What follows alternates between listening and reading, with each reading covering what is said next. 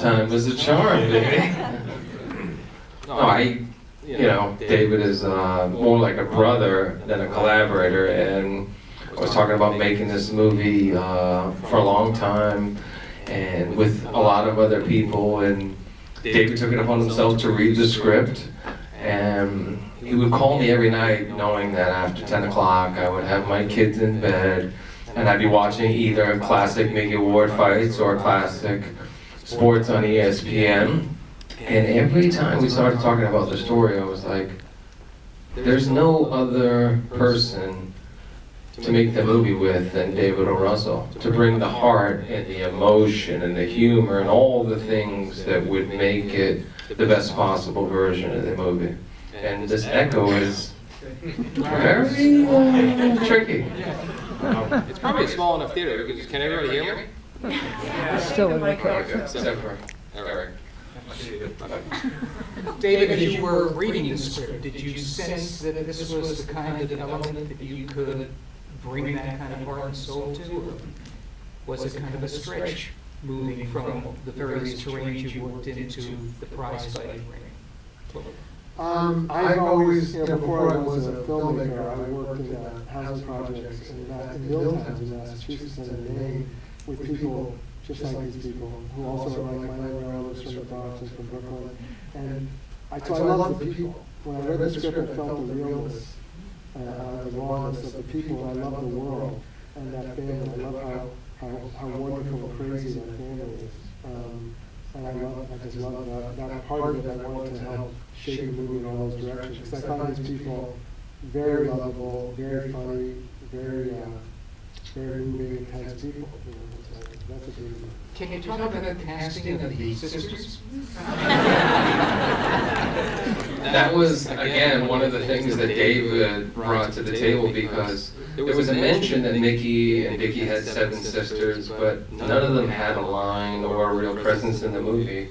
And again, that was just David's idea. He thought it would be so interesting. And even the Charlene character was not a pivotal role in the movie. It was such a small thing. It was really about Mickey and Dickie and Alice, and Dave was like, how can you not have a love interest? How can you not have somebody who sees things in a very clear way that's going to allow Mickey to break away from his family, and not completely, but in a way that he's going to become his own man and then try to bring his family back into the fold in a way that would be positive for him and them, and help them all better themselves and ultimately just grow, even if it's just a fraction. We'll talk about those sisters. I mean, that's what I said. I love characters. I love Mickey and his brother, and I think that I first thought that a little bit of a drug addict's craziness goes a long way for me. And Charlene in real life was a very pivotal character. I mean, you have this bleach blonde mother with a gang of 7 bleach blonde sisters, for real. 9 kids. He's from a family of 9 kids.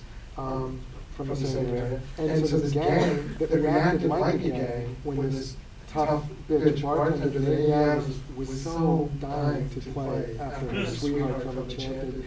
She wanted to play. She's from a tough little town in Colorado, and she was dying to play against Tyke because she has that in her. So it took this tough woman to say to him, dude, you gotta go a different way. And his family reacted like a gang to this day. Yeah, I can't wait till they all see the movie. It's one thing for Mickey and Dickie to see the movie, but for the sisters and Alice to see the movie and the rest of the town. But that's what the other thing that scared me. I said, David, every inch you dig deeper into this world and this territory, you're going to find more and more fascinating characters, and it can't become about them and that. But he did such an amazing job of just adding those elements in a way that would enhance the story and the film as a whole. So there was never a thought to not shoot this movie in Lowell?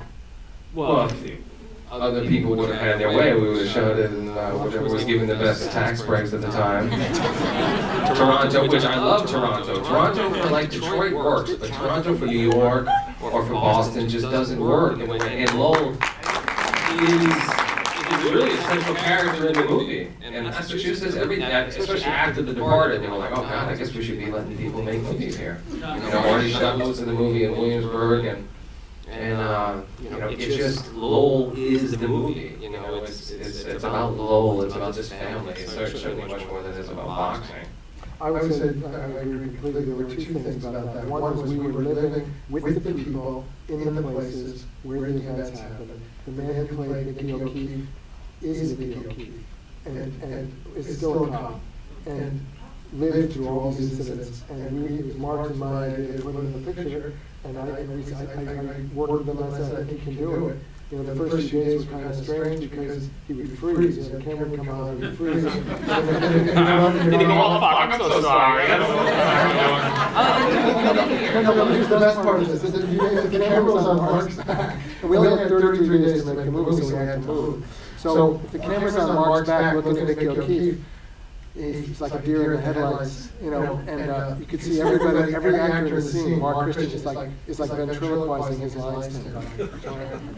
Just to feed him his lines so he can snap out of it and remember his lines. But he was great, it was very cathartic for Nicky O'Keefe to relive these scenes, and when he's cursed at Dickie, and then that scene at the end, the veins sticking out of his neck, he could have done that all day.